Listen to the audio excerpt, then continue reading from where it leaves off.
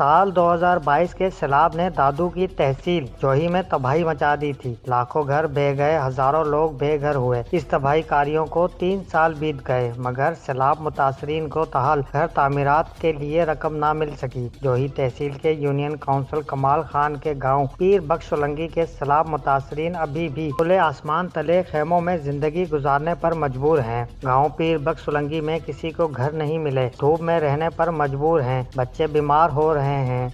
असां पीर बख्श सोलंकी जो ॻोठु आहे त असांखे जीअं 2022 खां जेको न घर मिलिया आहिनि ऐं सोलर प्लेटूं आहिनि, इहे बि असांखे न मिलियूं आहिनि। असां आख़िर चयो वञूं त काॾे वञूं।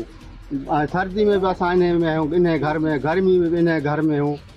अॼु ताईं असांखे कुझु कोन थियो आहे। चयो तव्हां सनतूं ठारायो, तव्हांजा खाता कोन्हनि, रिकॉर्ड कोन्हनि, उहे करायो। असां उहे कराया, तॾहिं चयो हाज़ुर हाणे हिन पहिरीं त न ॿी ते इंशाल्लाह तव्हांजो कमु थी वेंदो। 3 सालनि खां तव्हांखे घर न मिलिया? कुछ भी ना आयो, असांखे कुछ भी न थियो आहे। हमें घर नहीं मिले हैं, वोट मांगने आते हैं, हम उन्हों की लाख इज्जत करते हैं। कुछ नहीं दे सकते हो तो हमें जहर दे दिया जाए, हम मर जाएं। हमारा शहर उन्होंने बर्बाद कर दिया है। वोटे ला कीअं पिया हूंदनि, असांजे दी लख इज़त पे करें तूं। असां रही बोरी च नुक़सान कोन थियासीं।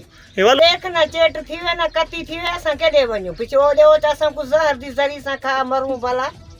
असां शहर ईअं चुसरा असां ईअं बर्बाद कर छोड़ी वे। 2022 से हमें घर नहीं मिले हैं, हम कहाँ जाएं? सर्दी गर्मी में हम खेमों में गुजार रहे हैं। हमारा मुतालबा है हमें घर दिया जाए। बाबा या जो वेठा आहियूं उस ते ये पीर बख्श सोलंकी जो ॻोठु आहे जी, कंहिंखे कान मिली। असां वेठा आहियूं तंबू में वेठा आहियूं पिया। अलाए छाजे करे कोन ॾिनो असांखे। पोइ कीअं ॿारड़ा बीमार कोन था थियनि हिते गर्मियुनि में? बीमार ॾिसी ॾिनी, छोकिरी बीमार पई आहे, छोकिरो मुतालबो असांखे जॻह मिले न, बचड़ा सुखिया थी वञनि, वेहन करनि ते। एक तरफ सिंध सरकार का दावा है सिंध में सैलाब मुतासरीन को 21 लाख घर दिए गए हैं, मगर जोही की सैलाब मुतासरीन 3 साल से खुले आसमान तले खेमों में रहने पर मजबूर हैं। मुतासरीन ने मुतालबा किया है घर तामीरात के लिए एलानिया रकम जारी की जाए, ताकि मुतासरीन अपना घर बनाएं और इनके मुश्किलात कम हो सकें। TNN न्यूज़ जोही।